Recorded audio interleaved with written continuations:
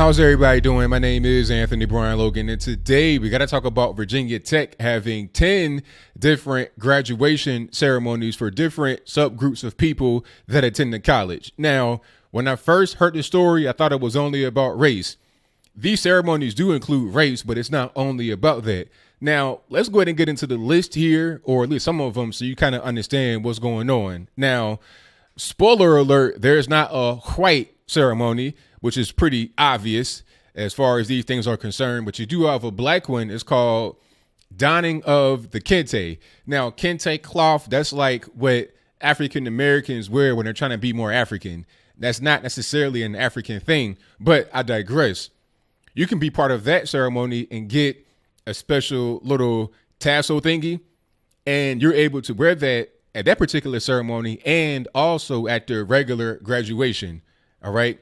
You also have a ceremony for the LGBT squad. It's called the lavender ceremony. I guess they're going to mix the pink and the purple, or pink and something, to get a lavender. That's a special color. You have a Muslim ceremony, an Asian ceremony, an Hispanic ceremony. What else? Oh, a veteran ceremony. You're able to do that. Also, what else? Oh, Native American Aboriginal ceremony. I think there are a few more, but those are the main ones right there. Now, it's pretty crazy that you have all these ceremonies. First of all, you can register for all of them, if I'm not mistaken. You could be a black gay veteran that also has some Jewish heritage and Asian and Muslim. You can apply for all of them if you want to. So I don't really understand the purpose. Why go to all these different little ceremonies and then go to regular graduation? Because when I first saw the story, I thought it was, okay, if you go to the black ceremony, then that's your only ceremony, but you're able to go to the black one and the regular graduation. And if I'm wrong about that, let me know in the comments below. But they give you a special stole. I think if you are an African American, you have the kente cloth. So you stand out. It's like, hey, I'm a black person. They can see your face and see you're black, but you got to wear the kente cloth. Maybe you need that if you're a Shaun King, a.k.a. Martin Luther King or Rachel Dolezal, who are obviously white people, but they can wear the kente cloth to maybe fool some of you think they're black. But that's a different story. So that is the meat and potatoes of their whole situation. Now, there's kind of a lot to it because it kind of gets complicated. Some would say that I'm a hypocrite here because I went to YBLS. That's a Young Black Leadership Summit in Washington, D.C. It was a black event.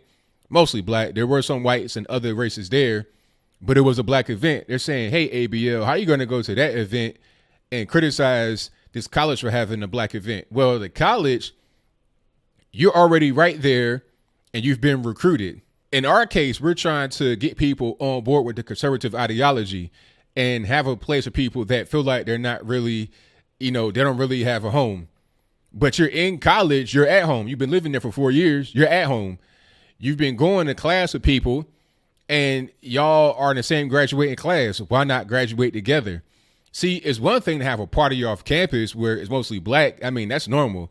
You have clubs in every city in America that are based upon race, but it's not necessarily a required thing. It's not like, okay, this club is for blacks only, and if you are white, you can't get in. It's not like that. It's just you have urban spots where it's mostly black. And then you have spots that are mostly white. Same thing with churches. You got churches that are mostly black, mostly white. You got Filipino, Korean, Hispanic churches. You have some that are mixed, but that's just a voluntary thing. It's not like, oh, if you are a white person, this church is not for you. That's not what it is. Okay. And these colleges is like the Donning of the Kente Ceremony. That's not for white people or anyone else that's not black. Now you're getting into the whole thing of exclusion by race in school. And we fought against that in the civil rights era. Segregation, we're beyond that, aren't we? It was a point in time where it was a law that you could not go to a particular school if you were black or if you were white or whatever it is. Things were separate.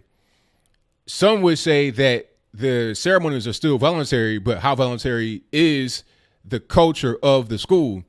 Shout out to Roman Millennial, a.k.a. Lauren Chin. I think that's her name now, Lauren Chin. She was talking about how she came from, I think, Canada or Hong Kong to the U.S. for college. and she thought it would be an all-inclusive type of thing. There would be no racism, and everybody's just together, whoop de whoop de whoop. But when she goes to the campus, she is placed in the dorm with other Asians because she has a last name.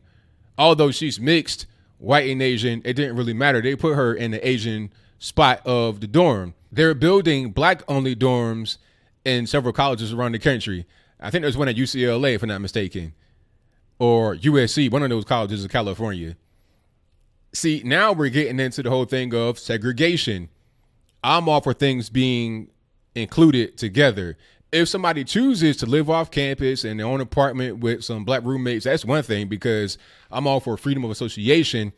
But at the same time, if you're in school, I don't think you should be promoting segregation. You should promote unity. Okay? We fought against that in the 60s. So are we going back to that? Now, if we're going back to that, that kind of leaves liberal people in a weird situation. Either the pre-60s America was terrible and racist because of the laws that included segregation, or segregation is a good thing and we got to bring that back. You can't have it both ways here. So shout out to Virginia Tech and the other colleges around the nation that have these ceremonies where it's segregated by race or by your religious background or whatever it is. You should be trying to preach for unity. You're in school, you get recruited already from wherever you were, you're all together as one. That's the way it should be. But what do I know? I'm just talking. So what do you think? Do you think we need to have 10 different ceremonies for kids that graduate from college? If that's your viewpoint, let me know why in the comments below. Or do you think I'm correct here that we don't need all these ceremonies, have everybody graduate at once? Because you've been in class with everybody right next to each other.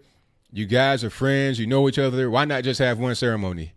You know, now I am kind of relieved that you can go to the smaller ceremonies and then also attend the big one that really matters. Okay. I would really be triggered if you had to go to the ceremony that is your identity, but you're not included in the regular ceremony. That'd be bad. But I think at a certain point, we're not too far away from that, because like I said, in different campuses across the nation, you have segregated dorms. You know, Asians on this floor, blacks on this floor, whites on this floor, LGBT on this floor. What are we really learning here? When they get to be adults and they go out there in the working world, they want the same thing in their corporate spaces. That's the problem at ESPN right now. You have a black organization, a LGBT organization, an Asian, a Muslim, a Latino. You have all these different organizations within the company that all are pushing for their individual little things rather than working as one unit in the company to make the best out of the situation, to make the company go forward and make money so everybody's able to make more money and keep their jobs secure as a result. It's more just about identity and what each group has a grievance with. That shouldn't be the way we go forward. We should work together as one. Outreach to little communities of people. Hey, it's all good with me. If you want to do a black event, a white event, an Asian event to get everybody on board with the same page, regardless of race, I'm all cool with that. But once you have in school segregation, and then that goes into the workplace and everything else, now I got a problem. But whatever your comments are, please let me know in the comments below. And that's all I got to say for this video. If you like what you heard, please comment, rate, share, and subscribe. Peace.